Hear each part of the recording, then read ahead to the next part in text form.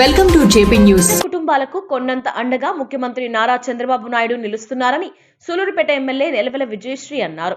ఉమ్మడి నెల్లూరు జిల్లా నాయుడుపేటలోని శ్రీనివాస కళ్యాణ మండపం నందు సీఎం రిలీఫ్ ఫండ్ కింద 65 మందికి మంజూరైన సుమారు 48 లక్షల చెక్కులను బాధితులకు అందజేశారు. అదేవిధంగా ఎంపీటీసీ సుకుమార్తో పాటు పెండిపాలెం సర్పంచ్ వెల్దుర్తి ప్రియదర్శిని, పలువురు వార్డు సభ్యులు తెలుగుదేశం పార్టీలో చేరడంతో వారికి ఎమ్మెల్యే విజయశ్రీ, మాజీ ఎంపీ సుబ్రహ్మణ్యంలు పార్టీ కండువాలు కప్పి పార్టీలోకి ఆహ్వానించారు. ఈ సందర్భంగా ఆమె మాట్లాడుతూ సీఎం రిలీఫ్ ఫండ్ కింద వేలాది మందిని ఆదుకున్న ఘనత మన రాష్ట్ర ముఖ్యమంత్రి నారా చంద్రబాబు నాయుడుకే దక్కుతుందని, ఏడాదిన్నర పాలనలో సూలూరుపేట నియోజకవర్గంలోనే సుమారు 4 కోట్ల రూపాయల వరకు సీఎం సహాయ నిధిని బాధిత కుటుంబాలకు అందజేయడం జరిగిందన్నారు. ప్రజలకు సేవ చేసేందుకే రాజకీయాల్లోకి రావడం జరిగిందన్నారు.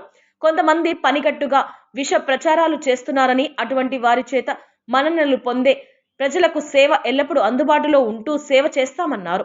ఈ కార్యక్రమంలో TDP in-charge Nelavela Subrahmanyam, Sullurpeta AMC chairman Akuthota Ramesh, మాజీ AMC chairman Sirasanambeti Vijay Bhaskar Reddy, TDP నాయకులు గున్నం మధురెడ్డి, సంచి కృష్ణయ్య, విజయ్ కుమార్ నాయుడు, వేలూరు మురళీకృష్ణారెడ్డి, కట్టా వెంకటరమణారెడ్డి, సుజాతమ్మ, కన్నెమ్మ తదితరులు పాల్గొన్నారు.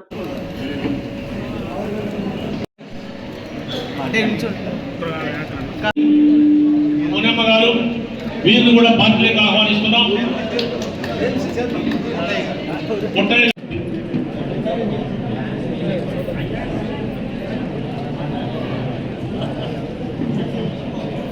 ఒకసారి నేను రాజకీయాల్లోకి వచ్చినప్పుడు కొంత భయాందోళనతోనే నేను రాజకీయాల్లోకి వచ్చాను. ఆ రోజు ఇక్కడున్న నాయకులు అందరూ కూడా, అటు జనసేన కానీ, తెలుగుదేశం కానీ, బీజేపీ అందరూ, కూటమి నాయకులు అందరూ కూడా నాకు ధైర్యం చెప్పి మీరు చేయగలరు, మీకు అండగా మేము ఉంటామని సపోర్ట్ చేసిన వాళ్ళందరికీ కూడా పేరు పేరున ధన్యవాదాలు తెలియజేస్తున్నాను.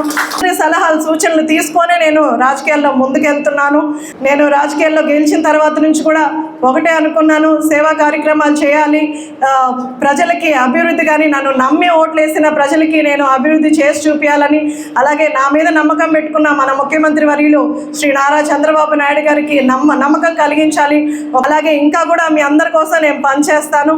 అలా నేను కొంత బాధపడి ఒక ప్రెస్ మీట్ పెట్టి అందరినీ పిలిచినప్పుడు అందరూ కూడా వచ్చి నాకు సపోర్ట్ చేశారు.